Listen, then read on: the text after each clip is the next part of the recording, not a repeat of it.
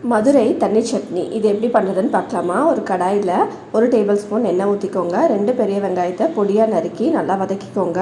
இது கூடயே இஞ்சி பூண்டு 2 பச்சை மிளகாய் போட்டு நல்லா வதக்கி எடுத்துக்கோங்க. அடுப்பை ஆஃப் பண்ணிவிட்டு 1/4 கப் பொட்டுக்கடலை இது கூடயே சேர்த்துக்கோங்க. இதையும் இந்த சூட்லேயே நல்லா வதக்கி விட்டுக்கோங்க.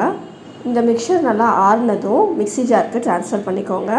ட்ரான்ஸ்ஃபர் பண்ணிவிட்டு கொஞ்சமாக உப்பு தண்ணி சேர்த்துட்டு நல்லா அரைச்சிக்கோங்க. இந்த மாதிரி தின் பேஸ்ட்டாக அரைச்சி எடுத்துக்கோங்க. இதுக்கு ஒரு தாளிப்பு விட போகிறோம். கடாயில் எண்ணெய், கடுகு, கடலைப்பருப்பு கூடவே ஒரு கொத்து கருவேப்பிலை, வரமிளகாய் இதெல்லாமே போட்டு நல்லா ஃப்ரை பண்ணிக்கோங்க. இப்போ நம்ம அரைச்சி வச்சுருக்கிற பேஸ்ட்டை இது கூட ஆட் பண்ணிக்கோங்க. தண்ணி நிறையாவே சேர்த்துக்கோங்க. ஏன்னா இந்த பொட்டுக்கடலை டைமாக கெட்டியாகும். இது பேரே தண்ணி சட்னி இல்லையா, அதனால உங்களுக்கு எவ்வளோ தண்ணி வேணுமோ அவ்வளோ ஆட் பண்ணிக்கோங்க. லைட்டாக கொதி வந்ததும் அடுப்பு ஆஃப் பண்ணிக்கோங்க. இட்லி கூட சர்வ் பண்ணிங்கன்னா செமையாக இருக்கும். நீங்களும் ட்ரை பண்ணி பாருங்கள்.